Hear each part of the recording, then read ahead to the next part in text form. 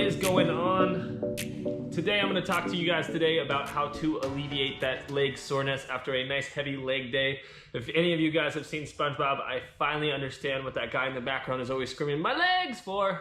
Because, oh my gosh, if you've ever had a really good sore leg day afterwards, you feel like you're walking on 2x4s. So let's talk about how you can alleviate that soreness. Number one is staying active. The more you walk and move around, the more the blood gets into it, and the more you start to focus on that healing process. Number two, stretching. Flexibility and mobility is very important. It helps alleviate that soreness as well. And number three, foam rolling, aka myofascial release. That's fancy pants term for it. So we'll go ahead and get cracking right into it. I'm gonna start with a little bit of a stretch, some of the top ones for your legs, and then I'm gonna go right into some foam rolling, some of the best to really, again, get into that tissue and to open it up, get the blood in there, and so you won't feel like you're walking around cringing every single step. And remember, the more you do it, the better it's gonna help alleviate on all three factors. So stay active, stretch, and get a foam roller. It's not that expensive, maybe 10, 15 bucks on Amazon, Walmart, wherever it is, and you'll maximize that relief. Hey YouTube, what's going on, guys? So we're gonna go ahead and dive right on into it today. So first we're gonna start with a little bit of stretching, some of the best leg stretches I think that'll really help alleviate that soreness, again, and help with that recovery process. And then we'll follow it up with some foam rolling, aka myofascial release. Remember, you can buy these pretty much anywhere, Amazon, Walmart. One thing to keep in mind, there's different sizes, so if you want more room to work with, you may want a bigger one.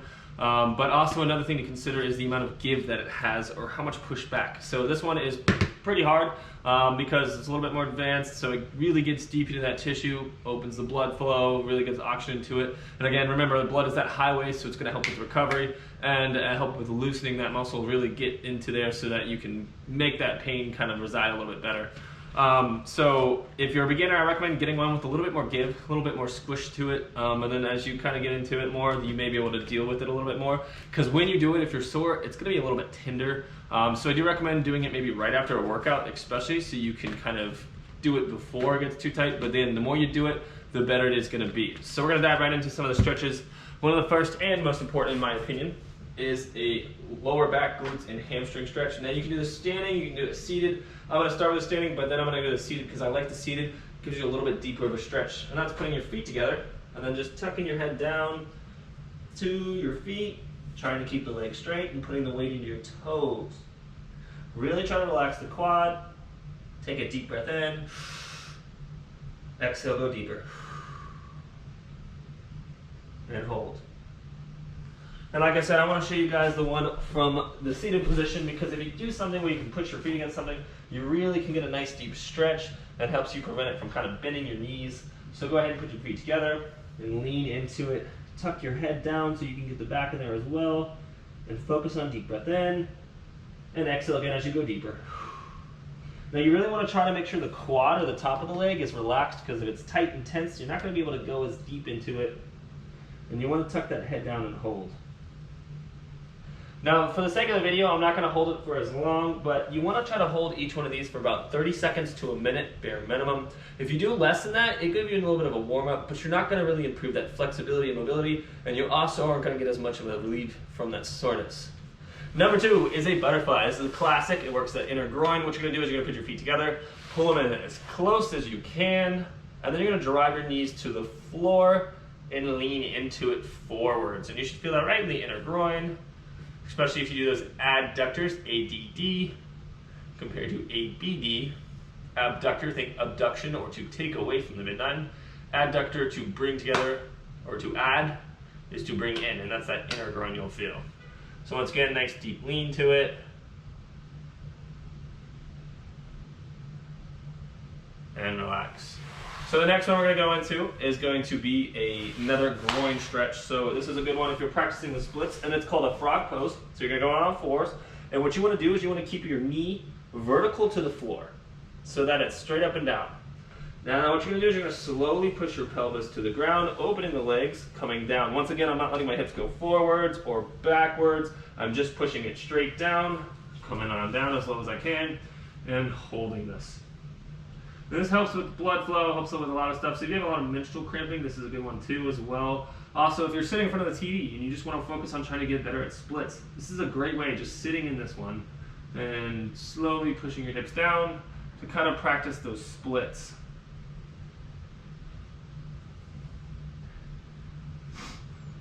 And beautiful. We're gonna go ahead and flip onto the back. And there's two versions of this. This one is gonna be a single side hip stretch. And what you're gonna do is you're gonna put your leg right on top of it and try to get it close to the ankle to the top of your knee. And then you're gonna reach in and grab that knee that's bent and pull it into you. And what you wanna do is you wanna drive this knee forwards as you put that ankle into your face, just like this. Once again, you're trying to hold it for at least 30 seconds to a minute. And you want to do it on both sides. Make it nice and even, same amount of time. So it looks like this on this side. And you're going to pull it in, drive it in, and let that knee go forwards.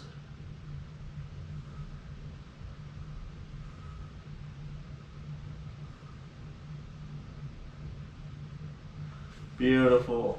All right, so another version of this, and this also helps alleviate lower back pain, and if you have a lot of sciatica or sciatic issues, this is a really good one that also doesn't just work the glutes and the hips, but it does alleviate that lower back. So what you're gonna do is called a pigeon pose, is you're gonna take one foot, and again, it's a single side at a time, and you're gonna take that ankle and you're gonna throw it right across in front of you. From here, you're gonna pull that ankle up as far as you can, and then slide that back leg back and sit into it. You wanna keep your hips squared to the ground and really lean into that leg.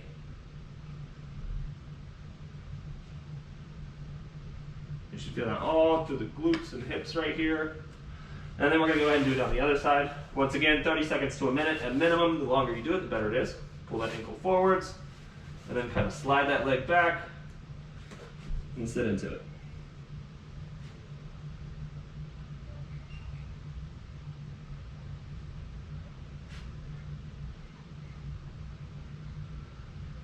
Beautiful. And just for a quick little ab add-on, because I had a little bit of sore abs from this morning, I'm going to go ahead and do a cobra where your hips are flat and you pull up on into it. You should feel your abs stretch. And you can change the angle you're working at to really focus on a targeted part of the abs. Again, I know it's not legs, but just another additive in there. Since we're right here, might as well add that in there. And that way you can go straight into a calf stretch where you walk your feet up until your feet are nice and flat, and you want your feet so your heels are on the ground and your legs are straight, and then walk it down, keeping that leg straight. Don't let those heels come up. Keep it glued to the floor and push down, and you should feel that nice deep calf stretch. And if you're struggling to keep it down, you want a little bit deeper of a stretch, you can do one side at a time. Put that foot right on top to weigh that ankle down and really lean into it, and you should feel that nice straight leg and that calf all along here, the back of that foot. Deep, deep stretch. Once again, do it on both sides nice and even. Whatever you do on one side, you should always do on the other. You want to have nice proportionality. Beautiful. Standing on up, we're going to go ahead and do a quad stretch. So that's going to work the top part of the quad, especially from here down. And that's doing a pull back on the knee. And you want to keep it nice and vertical to the ground, so you don't want it out wide. You can even hold the wall or something if you'd like to. I personally like to hold an imaginary pull and fixate on a spot. Stare at one spot, and what you're going to do is you're going to pull your knee back and your foot into you more, and you should feel a nice deep stretch. Try to stay upright, don't lean into it. Then again, from the back, you can see at this angle, I'm going to go ahead and take this foot, pull it back, and then into me. Nice deep stretch. My eyes are focused on a spot on the wall. Don't watch anything that's moving. If you watch something that's moving, you're going to lose your balance and be all over the place. So the next, we're going to work the top part of the quad, or the hip flexor, if you will. So start, we're going to take our foot, whatever one you want, take it forwards into like a lunge position. Your back leg is going to stay straight as you bend into that front knee. You want to make sure your pelvis is tilted backwards. If you lean into it, you're going to lose that stretch. You should feel it right here on that back leg.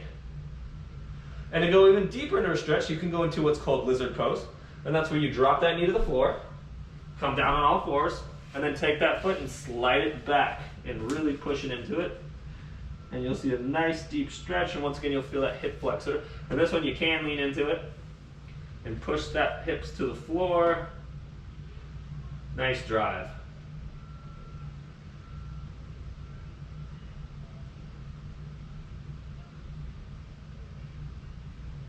And we're going to go back up, and we're going to do the other side.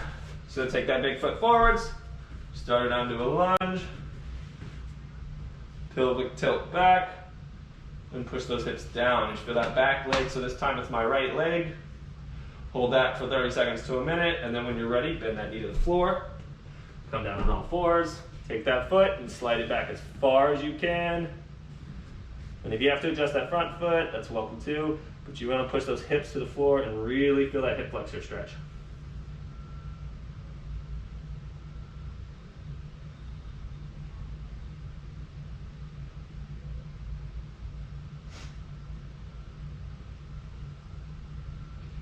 Beautiful. All right, and since the rest of the legs have been warmed up a little bit, now we can go into a kind of a split. So what we're gonna do is we're gonna just stand on up and kind of heel the toe, wiggle it out a little bit, go down, and once you get as low as you feel comfortable, reach your hands to the ground, walk them behind you so your weight's going straight down, and then push down as far as you can into it, and hold it. Really push it down, try to keep the legs straight. Hold this 30 seconds to a minute. And then you can walk it to one side, walk it around so your arms are on each leg, tuck your head down, lean into it, and get a little bit deeper on one side, keeping that leg straight as well.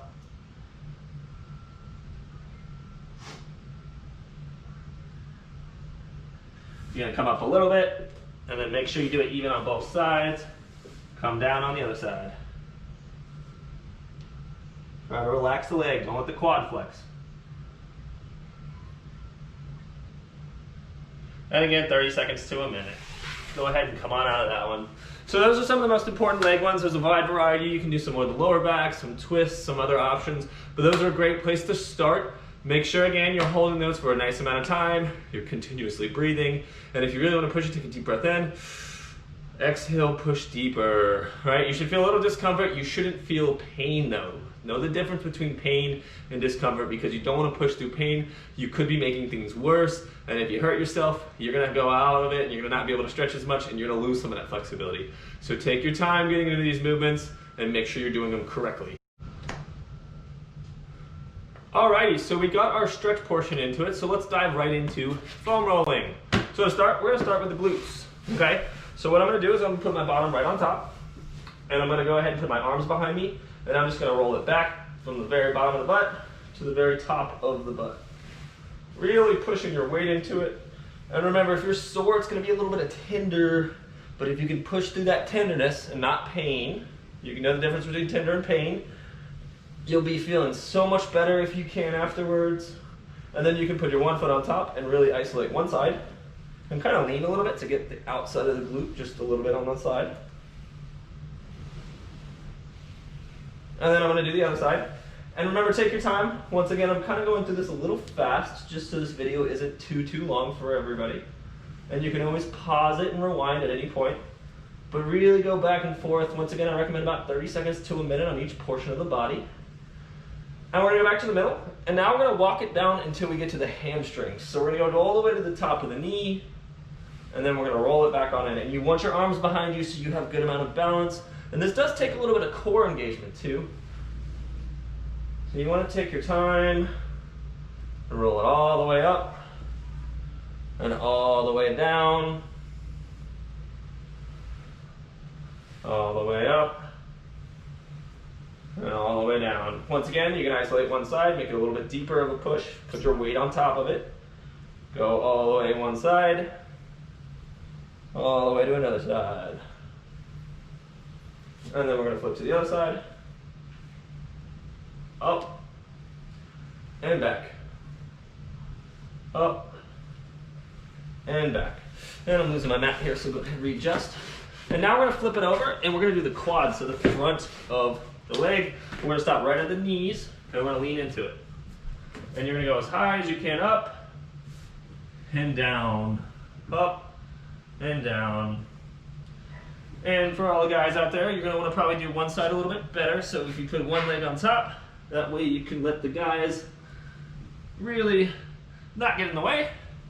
And you can go all the way to the top of the hip flexor. Ooh, that is tender. And all the way down. Once again, do it on the other side. Whatever you do on one side should be done on both sides. Ooh, I am sore as can be today. Back to both. And remember, you want to try to get it all the way up to the hip flexor, top of the bone, the peak right here, and then all the way down. Now, if you have the ability to do it and you don't feel like it's too tender, you can do the side, the atileal band.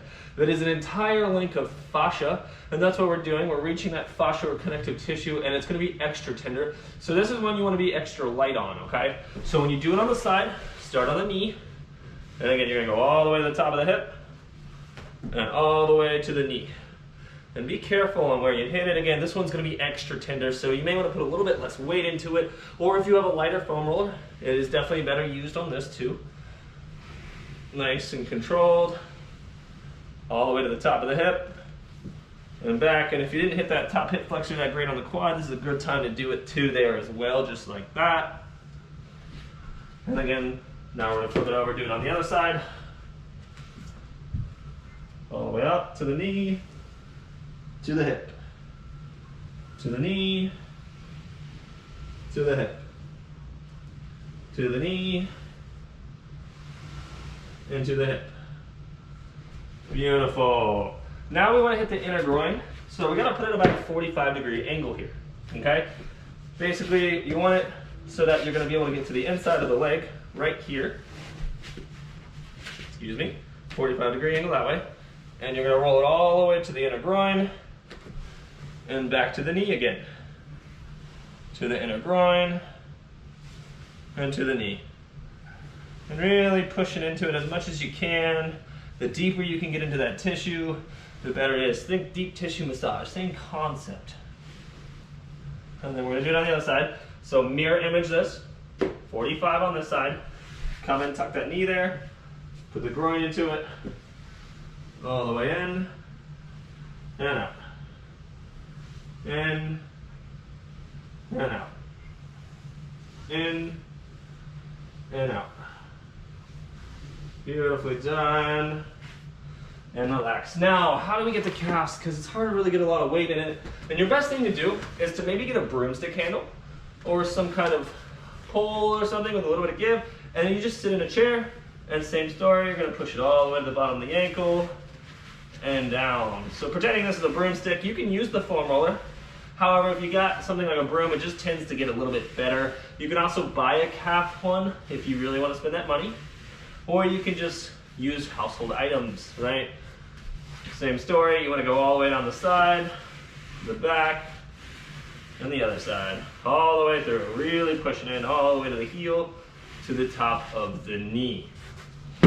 Bam. You do all that, you're gonna wake up moving like a new person over here. Don't got 2x4s for legs anymore.